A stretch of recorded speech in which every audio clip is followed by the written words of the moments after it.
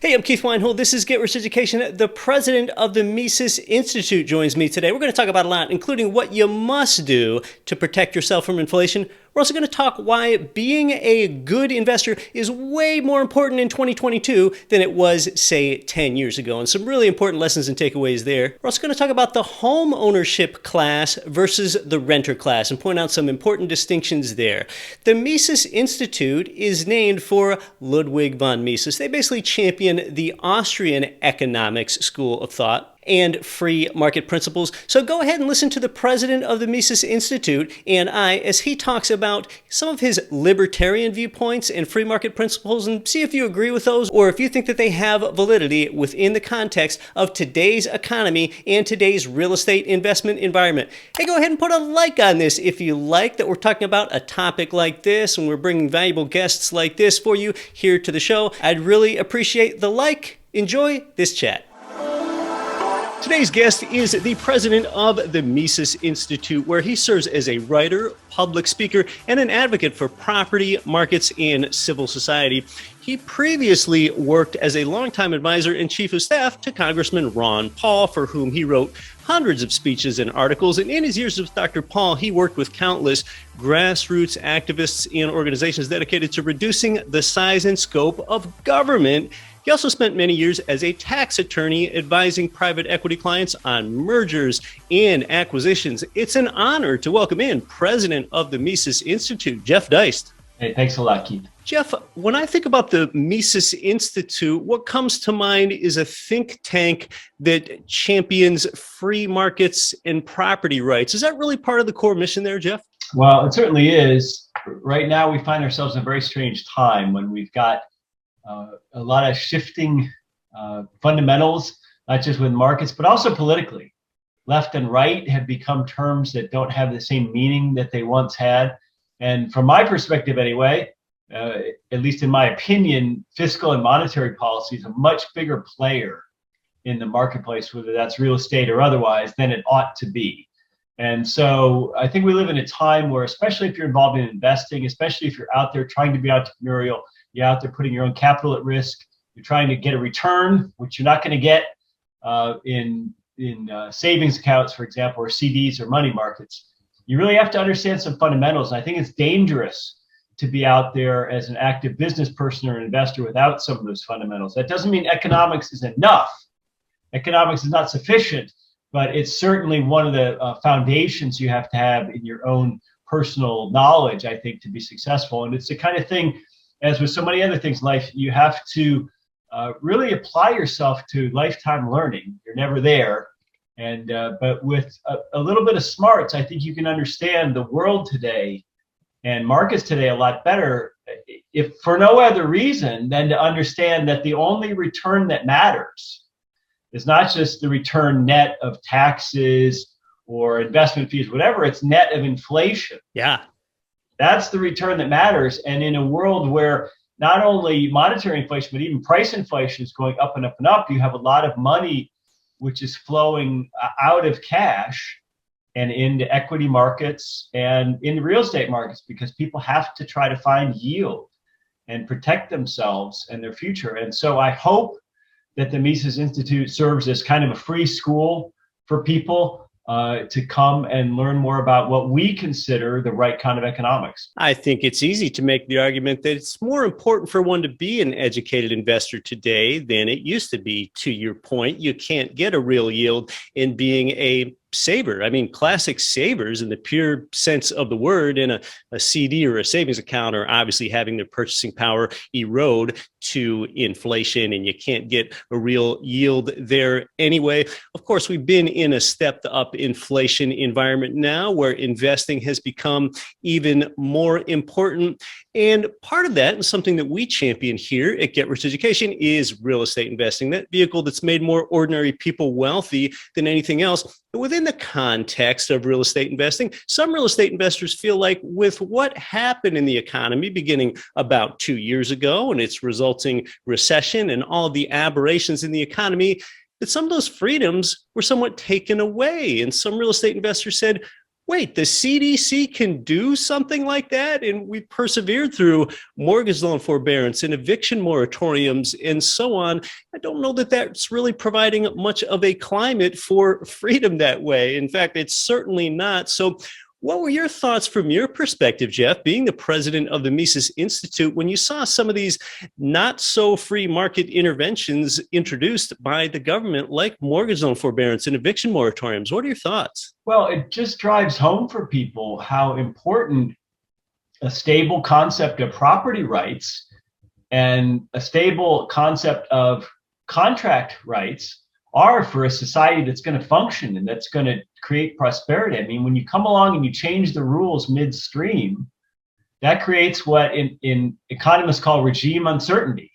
So all the things you were planning on as a business person or as a restaurateur or a real estate investor or whatever it might be, all of a sudden they're up in the air because Right. you don't have the same certainty with respect to your rights under the law. So if you go out and buy property and you tell people they don't have to pay their rent for a period, you're effectively just shifting the burden from one group of people to another to bear the economic cost of something. And same with mortgage interest. I mean, say what you will about big commercial banks or mortgage companies.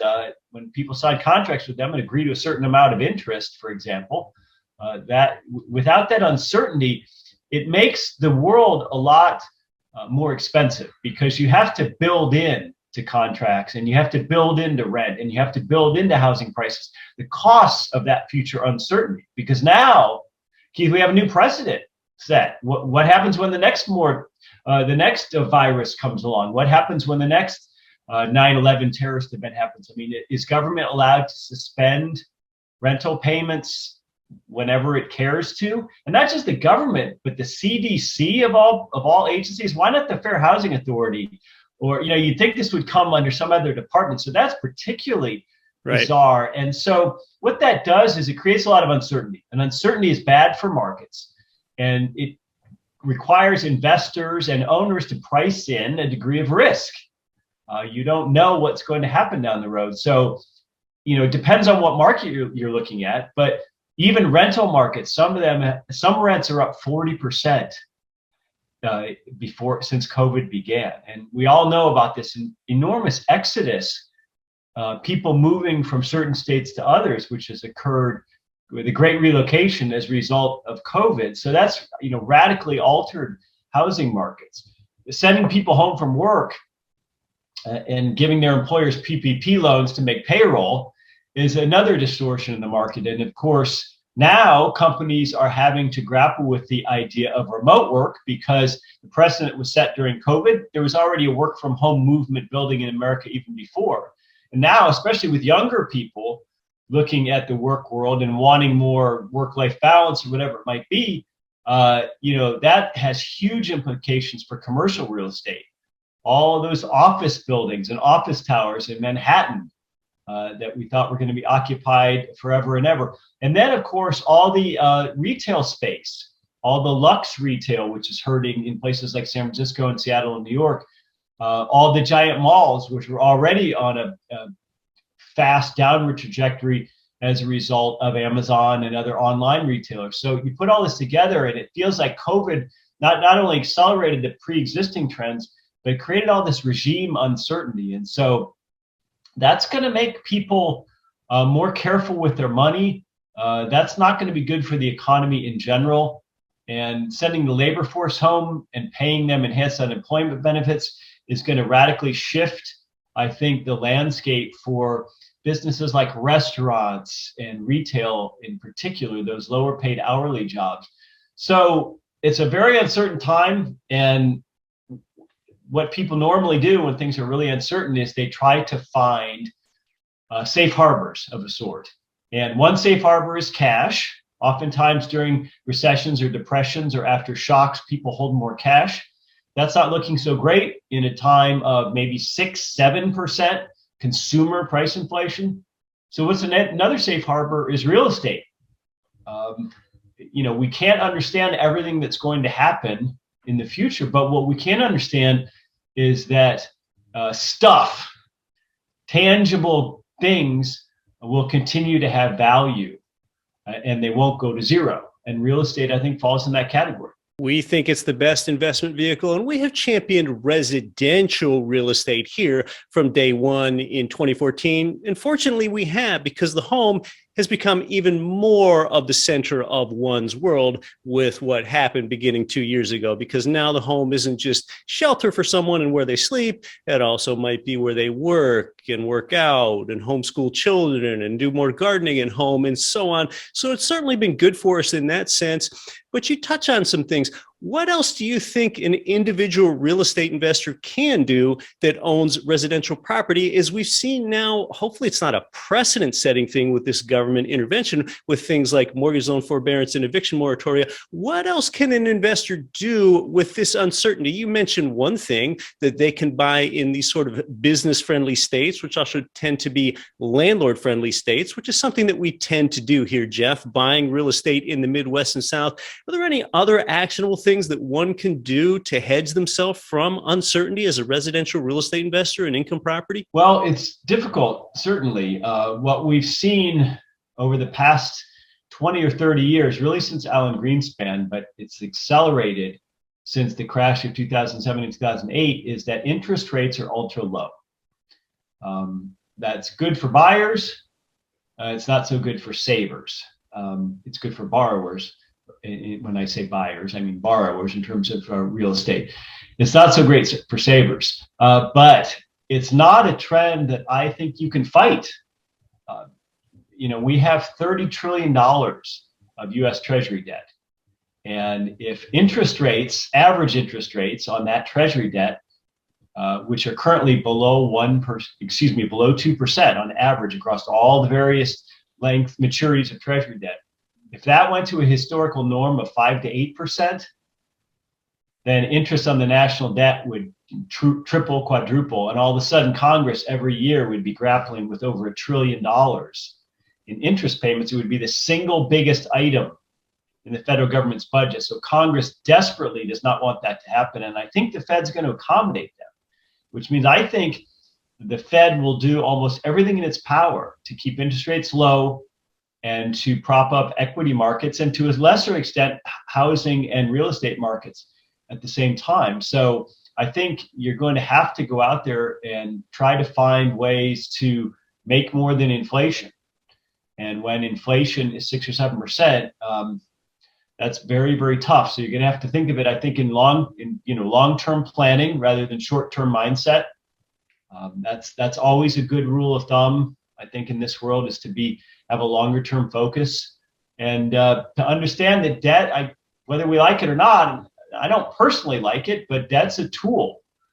If you have 800 credit, that's a tool, and it's an instrument you ought to be using. All those years Dave Ramsey was telling everyone save 20% for that down payment. Well, okay, but in the last 2 years, I live in a bucolic little college town of Auburn, Alabama. In the last 2 years, houses have just about doubled. So that's the kind of thing where, that's rising more quickly than you can save money. So the people, I think, who try to sit on the sidelines are not going to fare too well in an inflationary environment that I think is coming. So, it sounds like your listeners are active. They're out there trying to think of the future, and they're investing in one area, namely real estate, where you could have your ups and downs, but there's always going to be inherent value in it. And as long as you can maintain or carry the level of debt you have to carry, then I think you probably come out of it on the other side better off than someone who is exclusively, let's say, in equities or something like that, where I think the valuations are far more out of whack with respect to the underlying value of some of these companies. There's always some underlying value to real estate. And the question just becomes now, with this realignment, where is that value? I mean, we're finding that it's in places like Boise, Idaho, maybe more than it is in Manhattan. Oh, Jeff, you bring up so many good points to my question about how can an investor position themselves in this environment. I think you're talking about being a savvy borrower. Inflation transfers wealth from lenders to borrowers. So we want to be on that borrower side, because when we have debt tied to cash flowing real estate, Our debt service is completely outsourced to tenants. And of course, this is of an even greater advantage when mortgage interest rates are half of stated inflation. We are profiteers when we're savvy borrowers. Jeff and I are going to come back and talk more. I'm going to get his thoughts on how long he thinks inflation will persist. You're listening to Get Rich Education. Our guest is Jeff Deist from the Mises Institute. More when we come back. I'm your host, Keith Weinhold. Americans are not saving for retirement. It's going to get worse as people live longer, so you need to think differently, but you can't lose your time. Real estate is the investment vehicle that has created more million and billionaires than anything else. Get Rich Education is one of America's top investing shows disrupting Wall Street. Your host, Keith Weinhold, is a true financial educator and has been an income property investor since 2002. Get Rich Education has created millions in passive monthly income for its followers. Now, Keith has a free course. Real Estate Pays 5 Ways. Sign up now at getricheducation.com/course. Invest in what produces income for you now and later. Use the link in the description to take the course for free. Real Estate Pays 5 Ways. Get Rich Education is on every podcasting platform and has its own native iOS and Android apps. Join Get Rich Education Nation to create financial freedom through real estate investing. Subscribe wherever you listen. Welcome back to Get Rich Education. We're talking with Jeff Deist. He is the president of the Mises Institute. You can learn more about them and what they do at Mises.org. That's MISES.org. Jeff, I think you have some particular thoughts about inflation, this continued diminished purchasing power of the dollar, which we've seen stepped up. We've had the CPI reported at over 5%. And then in more recent months, the CPI has gone over 6%. A lot of people joke with how that's calculated, that the real diminished purchasing power of the dollar is indeed greater than that. So what you can really say is the CPI is what the government will admit to effectively. So tell us more about your thoughts with inflation and how long you think inflation is going to last. I think we're going to see real price inflation throughout the 2020s. I don't think they're going to be able to contain it, it being price inflation, in the way they did after the 2000-2008 crash. If you go back and look at what was happening then, yes, the Fed on the monetary side created a lot of new money, and they used that money to buy assets, mostly treasury debt and mortgage-backed security debt from commercial banks. So what they basically did was they recapitalized a bunch of banks that were shaky as a result of their debt portfolios, and they took that stuff off of their books. But the thing is all that money that the Fed created and exchanged with those banks for their assets just became part of that bank's account with the Fed. In other words, those became bank reserves, and bank reserves are not lent out into the general public. So if you contrast that with what's happened since COVID, with the big stimulus bill under Trump back in March of 2020, and now what's probably going to be some version of the Biden Build Back Better bill, not only do you have the Fed doing all the same things it was doing back in 2007, 2008, but in spades. They've created more money in the last 2 years than existed in the entire United States history. So not only is the Fed doing the same things, but on the fiscal side, over with the Biden administration, the Trump administration, and Congress, they're spending money like never before. Now that money, that fiscal side money, unlike monetary policy and the Fed, that fiscal side money is direct spending by Congress into the economy. So we're talking about PPP loans. We're talking about stimulus checks. We're talking about infrastructure and Build Back Better. That is directly inflationary. So I don't think that the 2020s are going to see the same kind of inflation, price inflation numbers as the 2010s. I think they'll be much higher. And you don't need hyperinflation to ruin people. Just 5, 8, 10% a year over several years is enough to seriously hurt people who are depending on a pretty fixed income, let's say, or older people who have saved most of their lives and now don't have earned income anymore, but hope to just live off that savings. So that's scary.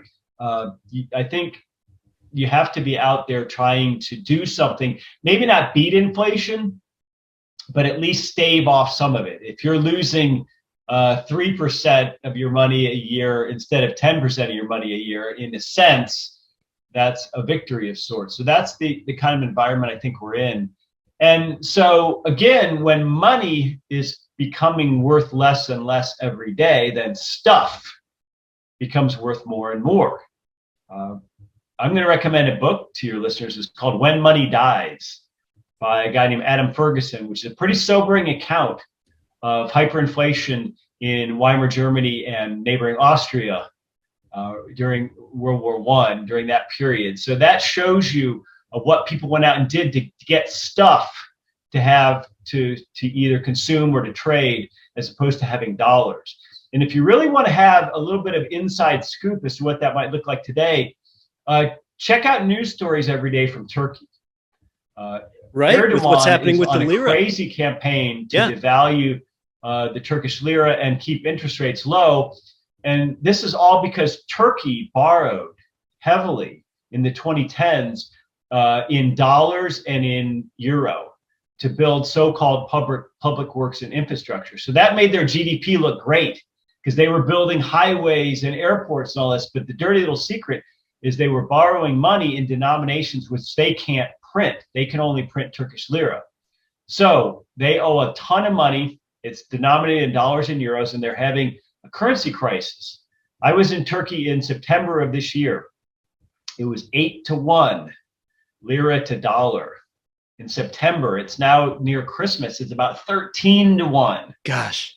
So if you read daily news stories from Turkish news sites, you will see what average people in Turkey are doing to protect themselves. And so prices adjust. It's not like you can fly to Istanbul today and buy a Rolex really cheap or something. No, a Rolex is imported into Turkey and they just adjust the price. But you can go buy wholly Turkish products, agricultural products, food, spices, that sort of thing, very, very cheap. So I think Turkey is the canary in the coal mine. If you think it can't happen here, I think that's a very ahistorical account. So I think worrying about inflation is your number one job right now. Oh, that's very well put. And yes, one can look at past examples in Weimar Germany or even Zimbabwe, but yeah, with what's happening in Turkey with the lira, that's a very contemporaneous example. So one can see what's happening in real time there. I think for us as real estate investors, oftentimes we're positioning ourselves in just about the best way possible that we can to benefit from inflation. If we can't change it ourselves, we might as well align our interests with what monetary and policy and fiscal policy is doing to create inflation. In fact, Jeff, I coined something called the inflation triple crown. When you get a cash flowing property with a long-term fixed interest rate mortgage, you benefit from asset price inflation. You benefit from debt debasement because the bank doesn't ask to be repaid in inflation-adjusted dollars, so it actually erodes the weight of your debt. And then thirdly, there's cash flow enhancement because your cash flow typically outpaces inflation since a real estate investor's biggest expense, that mortgage principal and interest, stays fixed for all 30 years. So it is a benefit to us, but obviously inflation is not of benefit to many people. And part of the calculus there, Jeff, is that oftentimes wages don't keep up proportionally with inflation. What are your thoughts with where else inflation is problematic, whether that be in certain sectors, whether it's goods or services, or whether it not be in inflation being able to keep up commensurately with inflation this decade? Certainly in the last year or so, unless you've gotten at least a 6 or 7% raise at work or your business has produced 6 or 7% more income, you're not even treading water. So I think we have to start with that understanding. It's very tough out there. Some of this inflation is caused by supply chain issues from COVID lockdowns. To be fair, it's not all fiscal and monetary policy. Some of it is simply there's less supply of some goods and services that the world demands because of COVID lockdowns. You send everybody home, shut down the world or shut it down in large part for a period of months, and you have to expect that to happen. So in some cases, it's just simple supply outstripping demand. And that applies to real estate too. All of a sudden, everybody wanted to be in Boise, Idaho. And if you read about Boise, it's absolutely crazy what's happened there to housing markets. Yeah.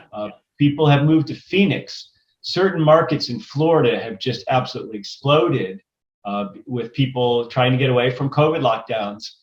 So that's just part of, I guess, due diligence in trying to take some risks and understand the world and decide where to invest. I mean, that's a personal or individualized thing. But for my own part, looking back, you think of trying to be frugal and trying to be someone who buys goods for cash and doesn't get into debt and doesn't use credit cards and has a modest mortgage and that sort of thing. And I look at my own life and I think, most of my life I've tried to purchase, let's say, used cars for cash in that $15,000 range.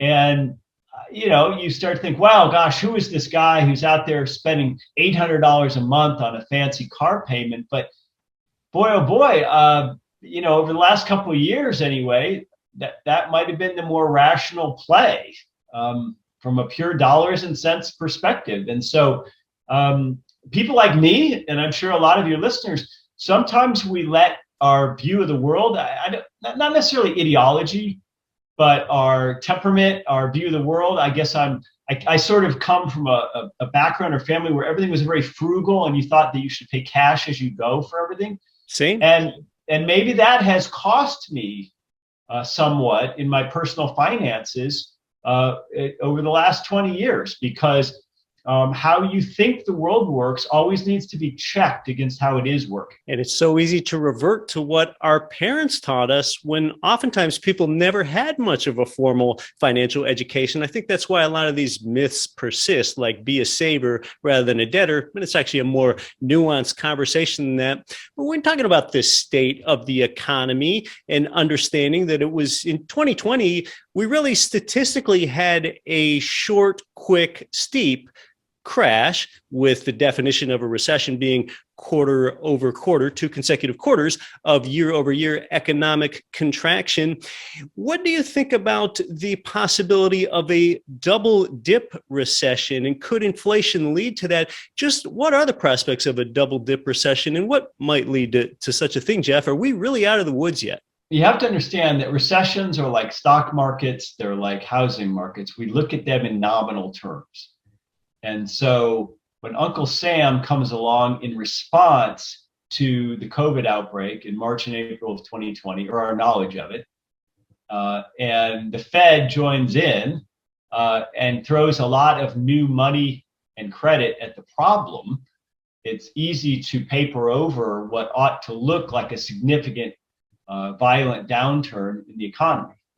But you have to understand that shocks like COVID, like 9/11, like the outbreak of war, these are always inherently deflationary. When people don't know what's going on, when they're worried, they immediately start increasing their cash balances. They don't know if they're going to lose their job. They don't know if they might have to move to another city and need a down payment for an apartment or a down payment for a new house. I mean, that's deflationary. When you send people home from work, when they aren't driving as much, when they aren't going out to eat as much, when they aren't traveling as much, when they aren't using hotels, they aren't buying as much gas, all of that is hugely deflationary. That's the natural consequence of any shock like COVID. And it's very, very healthy, because that's the signal that the marketplace needs for what kinds of goods and services need to be supplied at that moment. And so when people hold on to money, that makes other people's money worth more, because it reduces demand for goods and services. So that increases the purchasing power of your dollars. My argument is that's very, very healthy. And governments and central banks shouldn't try to fight that, which is exactly what they do. They try to fight the natural tendency during a shock, which is deflationary and recessionary. So they try to pump it up, and pump it up they did with a lot of stimulus and a lot of credit. Does that mean that we are out of a recession? I'm not so sure. It does on paper nominally, but look, there's no question that in 2020, the US economy, really the worldwide economy, but the US economy produced fewer goods and services. Of course, we sent people home. I mean, by definition, an economy is judged by its productivity, by what it produces, how much of it, what quality, and at what cost. In other words, does it do so efficiently? This idea that we weigh or judge our economy based on consumption is crazy. because the government can create artificial demand and artificial consumption through fiscal and monetary policy. But it doesn't matter if the Fed or Joe Biden and Congress gave everybody $10 million into their bank accounts directly tomorrow, and somehow that could be done evenly, instantaneously to everybody in America. Prices would just adjust. That doesn't produce anything. There wouldn't be any new goods or services in existence as a result. There wouldn't be any more houses. There wouldn't be any more cars. There wouldn't be more food. So the question's not how much money exists in the economy, how much people are spending. The question is how productive and how efficient an economy is. And clearly, our economy is less productive and less efficient than it was before COVID. That's just a fact. So I don't really care about the numbers that they use to gloss over it. That is production being a more viable way to measure economic health rather than consumption is. Uncertainty is deflationary. It makes people want to stay at home and not spend on services and not go anywhere. Yeah, absolutely. And the one, of course, bright side was that all the industries surrounding people being at home benefited. In other words, a lot of people got into remodeling. A lot of people got into gardening. A lot of people got into landscaping, improving their houses in whatever way, because all of a sudden they were home a lot more. And they said, hey, I got to be in this box for 16 hours a day, so let's fix it up. But what really makes me sad about the lockdowns more than anything is that it's one thing, you look at some of these celebrities and they might have a suburban home with a swimming pool and this and that, and they have food being delivered to them, or they have Walmart delivery or Grubhub or whatever it might be. But imagine you were a very, very poor person. You live in a tenement high rise in a big urban setting. So let's say in Detroit, and you have 3 kids and you're all in a small apartment, and the only place you can go outside is down an elevator and out into a concrete jungle. And maybe there's a convenience store down the street or something like that. Well, for those people, stay at home was a very different experience. And so we shouldn't forget the human costs of these lockdowns. It's not just economic. There are a bunch of great points there. And yeah, really that condition widened the disparity between the haves and the have-nots from a quality of life perspective. Well, Jeff, you do a lot of work there at the Mises Institute, presiding over that organization to help champion things like free markets. If someone wants to learn more about you and what you do, they sure have been opened up to your line of thinking today. What's the best way for someone to engage with what you do there at Mises, Jeff? Well, just follow us on Twitter at Mises.org, or follow me on Twitter at Jeff Deist, all one word. And, if you have interest in economics as an investor, otherwise, you can sign up for our emails or whatever you want and consume as much or as little material as you might want from us. Jeff, do you have any final thoughts or any parting thoughts, especially for real estate investors, as we kind of have this robust entrepreneurship in our hearts a lot of times, especially when it comes to things like freedom and property rights? And you can learn more about Jeff in those resources that he left there in the show notes to today's episode. You have any final thoughts there, Jeff? I think my final thought would be that it's not just the numbers. There's a perception that economists or people interested in economics is all just this kind of homo economicus, hyper-rational human who's just out there trying to maximize and make profit. And so a lot of people say, well, it doesn't really make sense to own real estate because if you just have 1 or 2 properties, including your own, you don't have the economies of scale when it comes to having to hire plumbers or maintenance or yard that a big conglomerate does. And so it makes more sense from a pure dollars and cents perspective to have a system more like Switzerland or Germany, where something along the lines of 70 or 80% of people rent, and the owner class has the aforementioned economies of scale. But I think that's missing something very important and very human and actually very American, which is this desire to have a little piece of something. And so that's subjective. How you value that personally, owning your home as opposed to renting, that's not something that can necessarily be measured in dollars and cents. That's a subjective feeling of personal satisfaction. I think America's a big country. There's plenty of room out there. It never made, especially in a digital era, it never made sense for us to be so crowded together in really expensive cities like New York and San Francisco and Seattle and Los Angeles, with all these roommates and congested traffic and high real estate prices, that never made real sense. And so I think the idea of people owning a home, or actually owning some earth, some property below them, gives them a stake and an investment in caring about their neighborhoods and crime and the well-being of their children in the future in a way that renting maybe doesn't. And so I do think that apart from the economics, that homeownership's a healthy thing and a good thing, and something that people ought to view not just in pure dollars and cents terms. Oh, Jeff, that's very well stated. With developments that began to occur about 2 years ago, that stereotypical notion of having a home in the suburbs with a white picket fence has perhaps never been more desirable in recent times. Again, you can learn more about the work that Jeff Deist does at Mises.org. Jeff, it's been a great and enlightening chat. Thanks so much for coming onto the show. Thank you, Keith. I really enjoyed it.